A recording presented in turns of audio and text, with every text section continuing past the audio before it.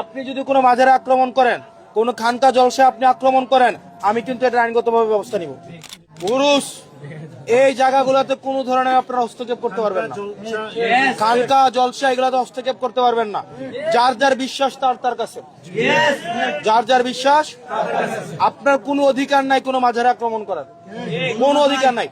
আসসালামু আলাইকুম ওয়া রাহমাতুল্লাহি ওয়া বারাকাতুহু। খুবই নেগেটিভ মাইন্ডে তার ব্যাপারে আমি কনফিউজ ছিলাম এবং তাকে আমি পছন্দ করতাম না, কিন্তু গতকালকের একটা ভিডিওতে আমি যা দেখলাম, তার কথাবার্তা শুনে আমি নিজে এখন তার ফ্যান হয়ে গেছি। বলছিলাম যে আমাদের ইয়াং মাননীয় সংসদ সদস্য জনাব হাসনাত আব্দুল্লাহর ব্যাপারে উনি গতকালকে একজনকে শাসাচ্ছে এবং বলছে যে আজকের পর থেকে যদি কোনো মাজারে, কোনো খানকায়, কোনো ওরসে, কোনো জলসাতে যদি কোনো প্রকার কোনো দাঙ্গা বা বাধা দেওয়া হয়, তিনি সেটা নিজ দায়িত্বে আইনগত যে ব্যবস্থা নেওয়ার সে ব্যবস্থাটা নেবে। এই কথাগুলো শুনে আমি আসলে সত্যি খুবই মুগ্ধ হয়েছি এবং তার প্রতি যে আমার নেগেটিভ ধারণা ছিল, আমি মনে করেছিলাম যে সে লোকটা আসলে ওহাবি মাইন্ডের বা ওহাবিপন্থী, কিন্তু না, যা দেখলাম সে দায়িত্বশীল ব্যক্তির মতো কথা বলেছে। সে খুবই দূরদর্শিতার পরিচয় দিয়েছে এবং খুব সুন্দরভাবে কথাগুলো বলেছে, যা কথাগুলো বলার কারণে প্রত্যেকটা মানুষের অন্তরে তার জন্য ভালোবাসা এবং জায়গা অনেক বড় হয়ে গেছে।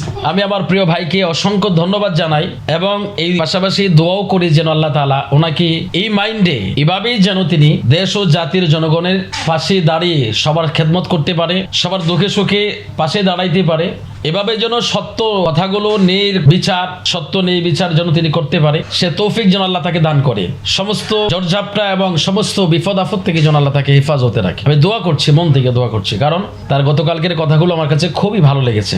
আমরা চাই প্রত্যেকটা মানুষ তার নিজস্ব স্বাধীনতা সে যেন পায়। এই পৃথিবীর সমস্ত মানুষের জন্য আমি অক্সিজেন গ্রহণ করব, আমি শ্বাস প্রশ্বাস নেব, এটা আমার ন্যায্য অধিকার। আমার পায়ের তলার মাটিটা আমার, এটা প্রত্যেকের যেমন অধিকার আছে, বলার যেমন অধিকার আছে, সবকিছু মিলিয়ে আপনি যেমন এই দেশের নাগরিক, আপনার যেমন অধিকার আছে নিজস্ব কথা বলার, মনের কথা প্রকাশ করার যেমন অধিকার আছে, একজন হিন্দু ভদ্রলোক তারও সে অধিকার থাকা দরকার, কারণ সে বাংলাদেশের নাগরিক। অতএব প্রত্যেকের ধর্মীয় বিষয়ে যে যে আকীদায় তার অন্তরে লালন করুক না কেন, সেজন্য সে স্বাধীনভাবে সে তার নিজের ধর্ম পালন করতে পারে। হিন্দু সে মন্দিরে যাবে, তার নিরাপত্তা রাষ্ট্র এবং দেশের যে লিডার আছে তারা অবশ্যই সেদিকে নজর রাখবে।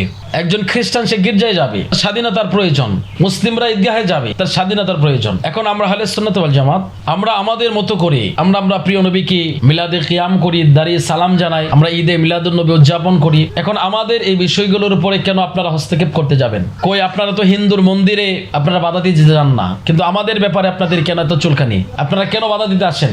হিন্দু মন্দিরে গেলে যেমন তার উপরে বাধা দেওয়া আইনগত অপরাধ, আমাদের জশ্নে জুলুস, আমাদের মিলাদুন নবী, আমাদের অনুষ্ঠান, আমাদের খানকায়, আমাদের জলসায় ঠিক তেমন ভাবে আক্রমণ করা এটা আরো বড় অপরাধ। অতএব আমরা যেন এই অপরাধে জড়িত না হয়, আমরা যেন এই সমস্ত বিষয়গুলো একটু ভালো করে মাথায় রাখি। আমি হাসনাত আব্দুল্লাহ সাহেবকে অসংখ্য ধন্যবাদ জানাই। আপনি এভাবেই নজর রাখবেন আপনার এরিয়ার ভিতরে, শুধু আপনার এরিয়ার ভিতরে না। আমি মনে করি আপনি যদি এভাবে শাসন করে যান, এভাবে যদি আপনি নজরদারি রাখেন, এভাবে যদি আপনি জনগণের সবার বিপদ আপদে পাশে দাঁড়ান, আপনি শুধু বাংলাদেশের একটা অঞ্চলের জন্য নেতা হিসেবে থাকবেন না, আপনি গোটা পৃথিবীতে একজন সুনামধন্য নেতা হিসেবে এটা পরিচিতি লাভ করতে পারবেন। এটা মনে রাখবেন। আহলে সুন্নাত ওয়াল জামাত আপনারা হয়তো দেখেন মেজরিটি পার্সন আপনারা যদি গণনা করেন তাহলে 75% এর উপরে আপনারা পাবেন আহলে সুন্নাত ওয়াল জামাতের অনুসারী, কিন্তু আমরা আমাদের নিজস্ব কিছু ভুল বোঝাবুঝির কারণে আমরা ফিল্ডে জমা হতে পারি না, দেখাইতে পারি না, কিন্তু ভিতরে কিন্তু আমরা আহলে সুন্নাত ওয়াল জামাত যেহেতু ভালোবাসি, আমরা আহলে সুন্নাত ওয়াল জামাতের প্রত্যেকটা মানুষ